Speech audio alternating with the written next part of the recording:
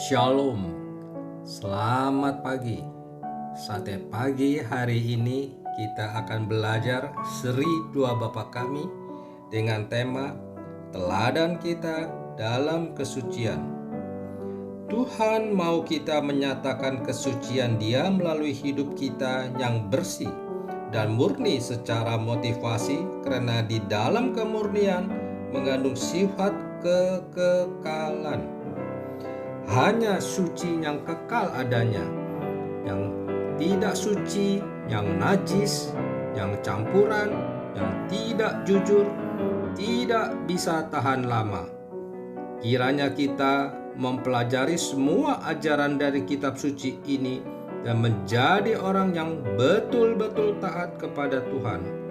Mari katakan, Tuhan, saya mau menaati firman-Mu. Saya mau mendengarkan pesan-Mu. Saya mau mengikuti jejak kaki-Mu. Saya mau menerima teguran-Mu. Karena Tuhan berkata, hanya yang suci bisa mencerminkan Tuhan. Hanya yang bersih bisa memuliakan Tuhan. Dikuduskanlah nama-Mu. Apakah benar-benar kita ingin menguduskan Tuhan? Apakah kita sungguh-sungguh berharap seluruh dunia menguduskan nama Tuhan? Jika benar, jangan lupa kita harus sendiri menguduskan Tuhan. Bagaimana kita mengharapkan orang lain menguduskan Tuhan, memuliakan Tuhan, tetapi kita sendiri tidak memuliakan Tuhan? Kebangunan rohani selalu mulai dari kita sendiri. Jikalau kita sudah mencintai Tuhan, baru kita boleh mengharapkan orang lain mencintai Tuhan. Jikalau kita sungguh-sungguh melayani Tuhan, baru kita mengharapkan orang lain melayani Tuhan. Jikalau kita sendiri mati-matian bekerja berat untuk Tuhan, baru kita menginginkan orang lain juga mati-matian bekerja untuk Tuhan. Di seluruh dunia, hal yang paling perlu sekarang adalah pemimpin-pemimpin yang mempunyai teladan. Di seluruh dunia, yang kurang adalah pemimpin-pemimpin yang menjadi teladan, baik politik, baik militer, baik pendidikan, baik masyarakat, baik di dalam komersial, di dalam dunia sekolah, di dalam dunia gereja, di dalam agama, semua sama.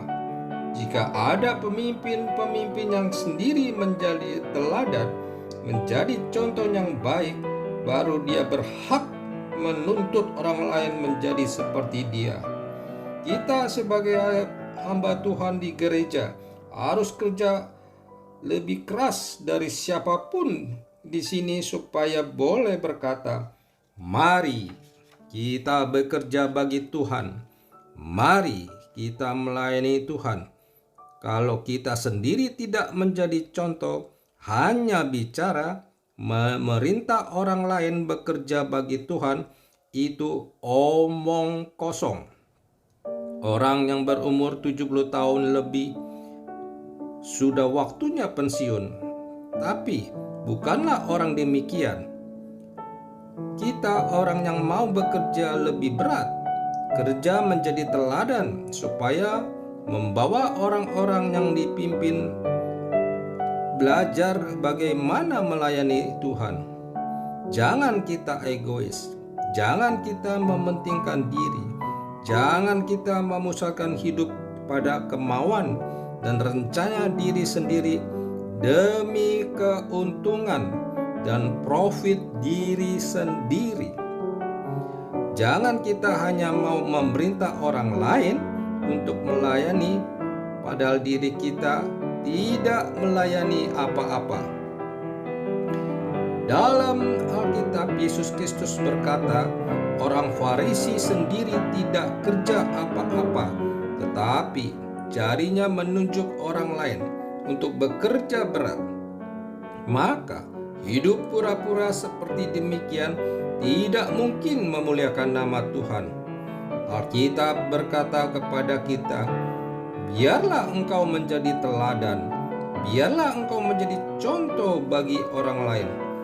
Maka jika kita berdoa, berdoalah, dikuduskanlah namamu ya Allah Bapa yang berada di sorga. Benar, engkau ingin Allah Bapa mendapatkan kehormatan di sorga melalui orang-orang yang lain?